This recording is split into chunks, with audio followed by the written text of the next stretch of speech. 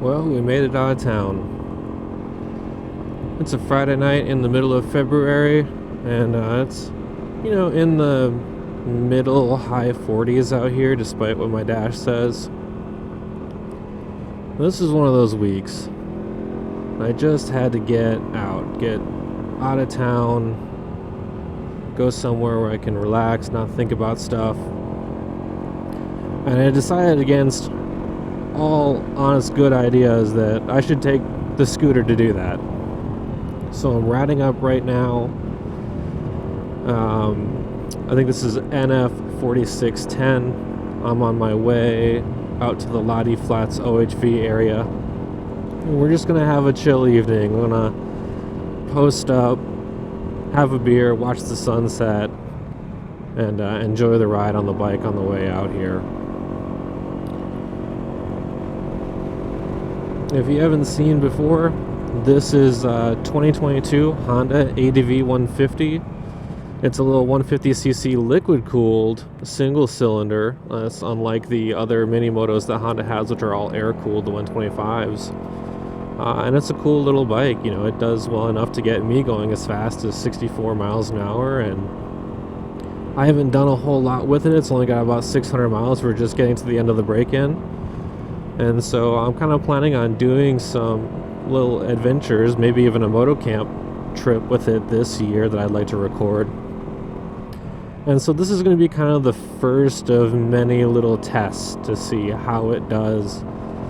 Can it get me where I need it to go reasonably quickly, with reasonable comfort, and without braking, which it's a Honda, so I'm sure it'll be perfectly fine, but we're pushing it pretty hard when we're on the highway and stuff, so this is a good little test. Man, look at that. It is stunning out here. I just love it.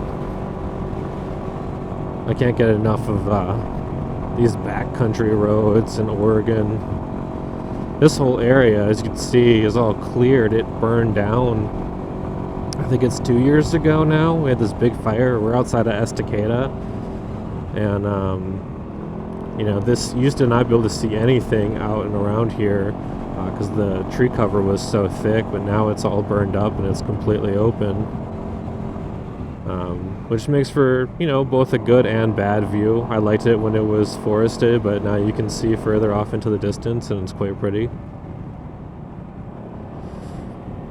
Wow, here we go. Yeah, these roads are great, but it's only paved kind of up to the top of the hill, and then it turns into gravel. I'm assuming that these are probably originally logging roads that were built in here, and this part of it was paved just so they didn't have to deal with the erosion that happens seasonally with all the rain.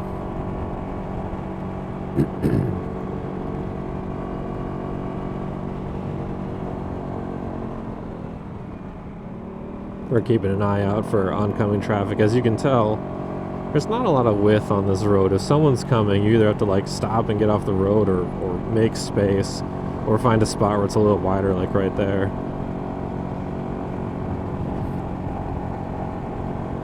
I think that this little scooter is probably going to do halfway decent, but we're really going to find out when we get onto the gravel.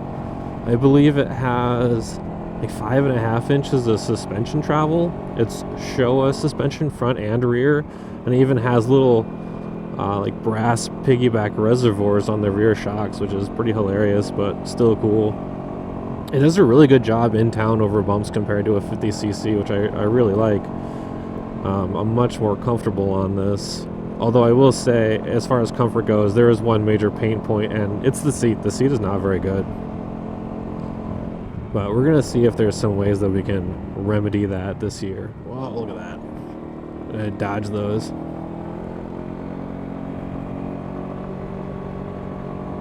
I'm sure everyone up here who sees the moped rolling around in February is probably having a serious what the f moment.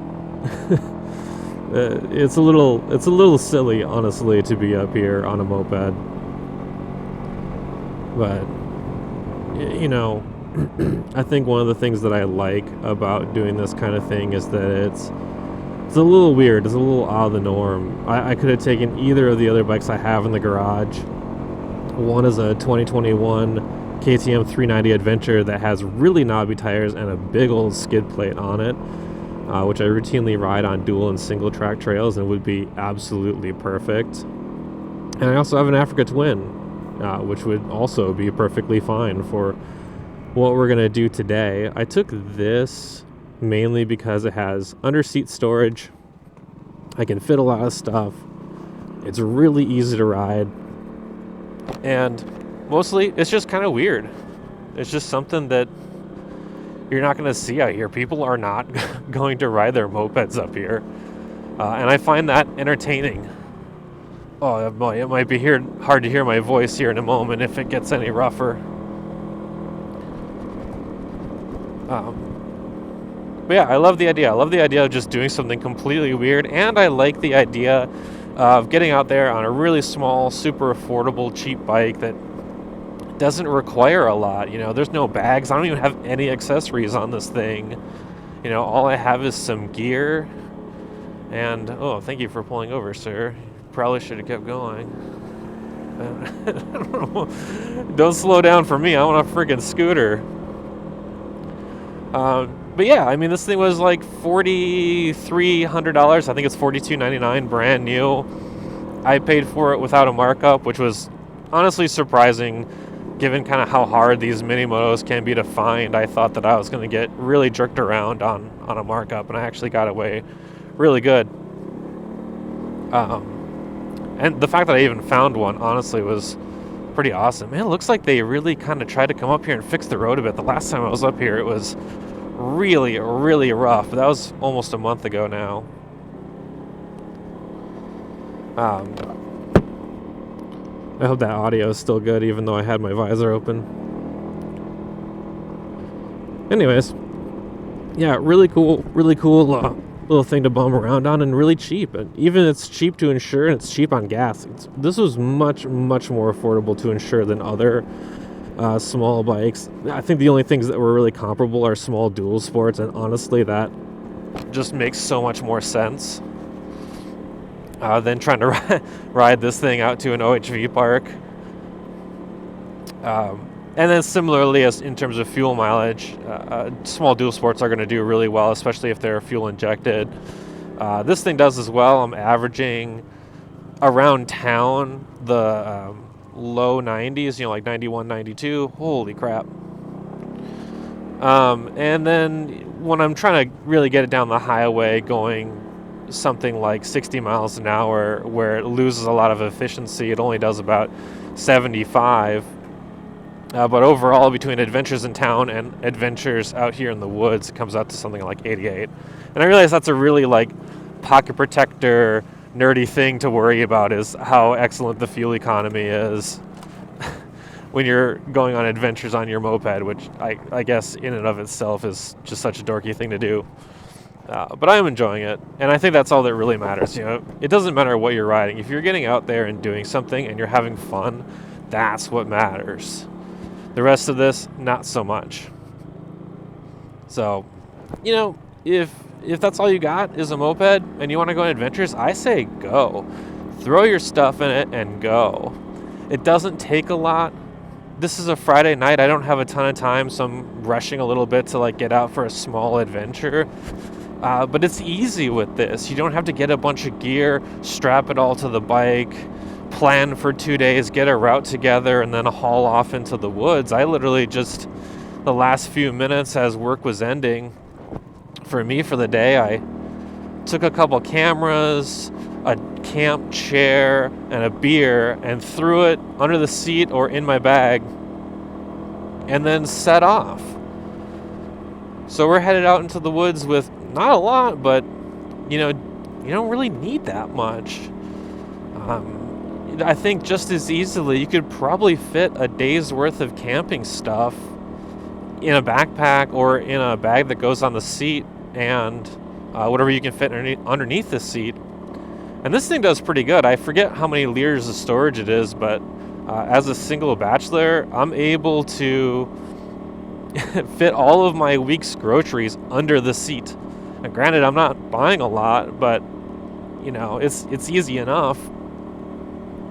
And having that in mind and knowing that you can kind of just throw stuff under the seat or in a backpack or both and haul off into the woods for a weekend camping trip by yourself, I think does a service for a lot of people who are looking at what they do have and thinking about what they don't have, and giving themselves a lot of reasons why they're not going on adventures.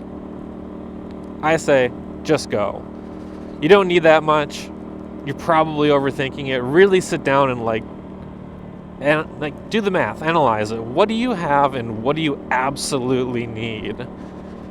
Waiting for things to be absolutely perfect, the perfect weather, the perfect gear, the perfect bike, you're going to wait a long time probably, unless you're wealthy, have a lot of PTO, and can kind of do whatever you want. But, not everyone's in that position in life. So I'm really excited to get out here and do this. And for me today, it has been a hell of a week. This is going to be, I think therapeutic a bit, just to come out, watch the sunset. There's a beautiful lookout up here off of one of the trails where you can just kind of chill and watch the sun go down and enjoy it. And in case you're wondering, you can't hardly see it down here, but I do have my OHV park sticker on this thing, and I did register it.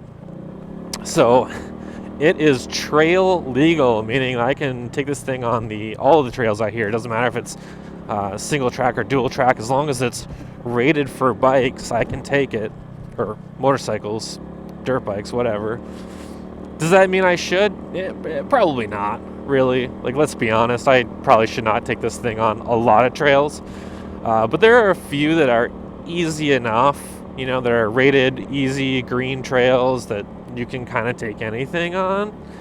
And I think this year I'm going to map those out, figure out which ones I do want to go on. I'll pre-run them on a different bike, and then come back with this thing and run them on this. I think that'll be really fun and hilarious just to have this out here. I'd also really love to link up with some other people that happen to be in the OHV park and just see what they think about taking a scooter out here. I'm sure I'll get some pretty interesting reactions. I think we're almost at my turnoff. I want to say it's Trail 801. 801? I don't really know. It's one of those things where there was a time where I knew the trail numbers for some of the trails, the major trails anyways, and I've ridden them enough and they're simple enough that I didn't really need to reference the map, and I just ended up forgetting. So one day that might come back to bite me, where I think I know something where it goes and I don't, and then I get lost out here. But for the moment, we're doing all right, and I'm just gonna keep going on a wing and a prayer and hope that it stays that way. Oh God. All right, that one was a little rough. I should have dodged that.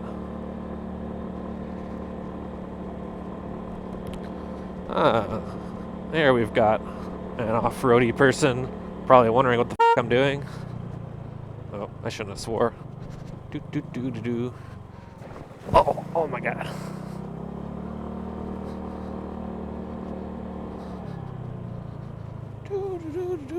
Ooh, that is deep.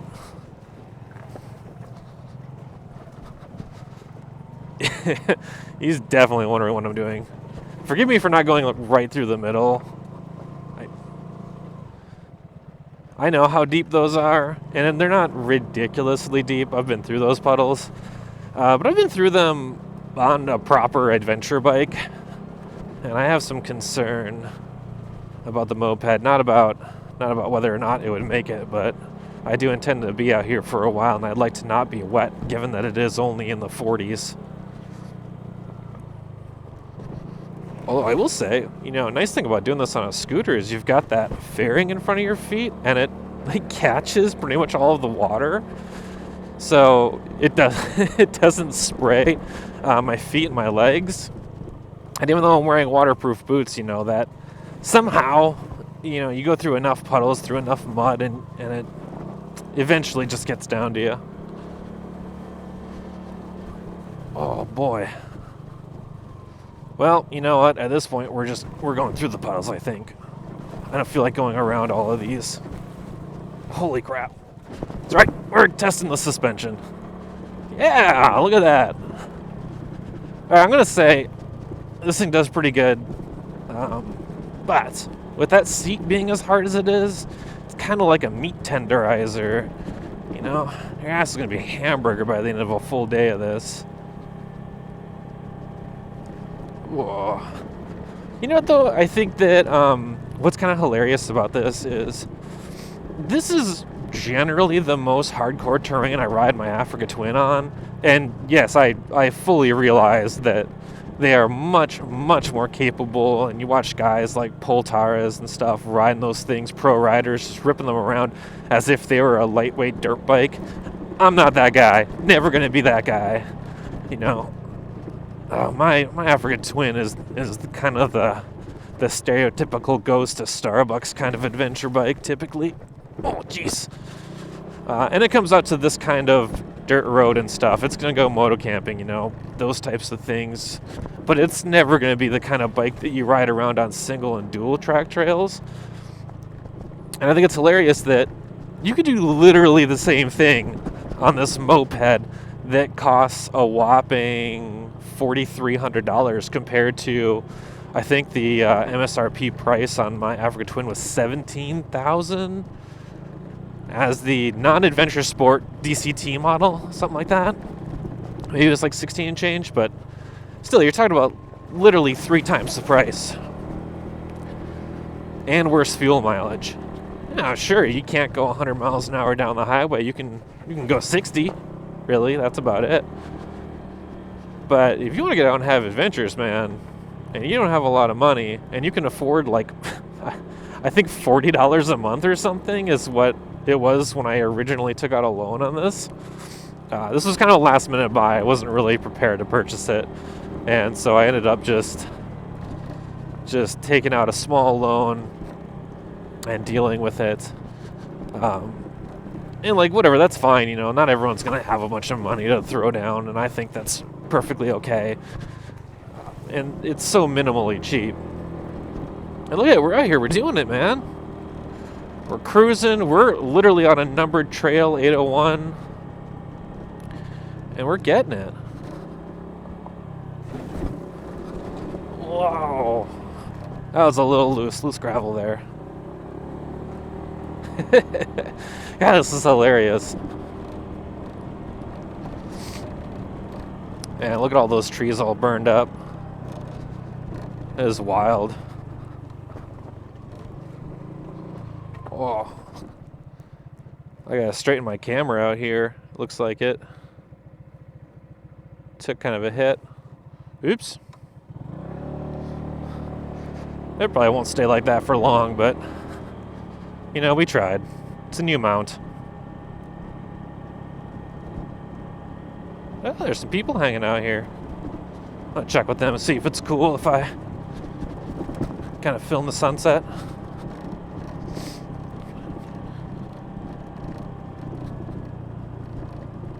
Whoa.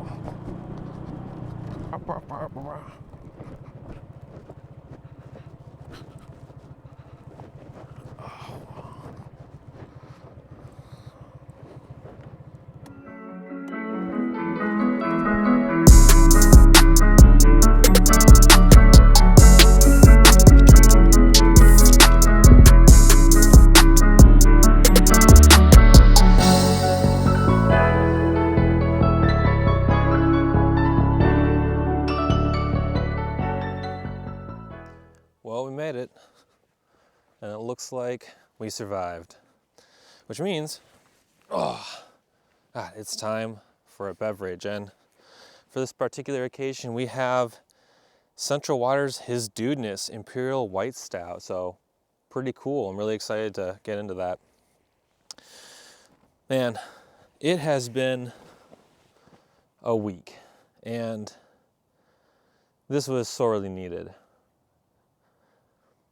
I think that a lot of people who never get out of the city and see, everything that, our outdoor world has to offer, whether you're in the PNW like I am or other places. They really miss out on the peace and the serenity of these places.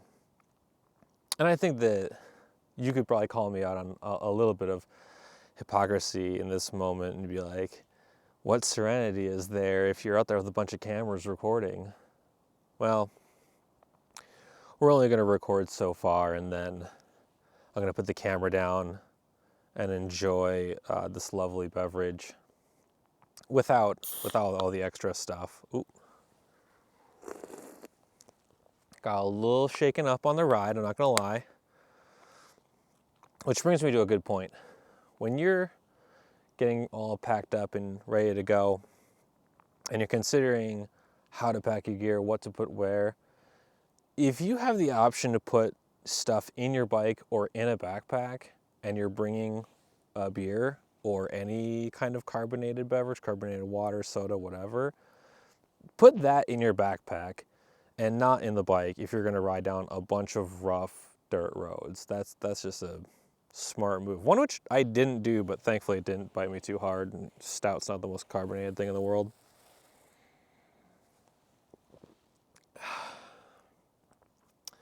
So with that, I'm just going to take a chill, enjoy this time for myself, and make sure you guys do the same. Make sure that you make time for yourself and that you're getting out there with whatever you've got. Cheers. See you in the next one.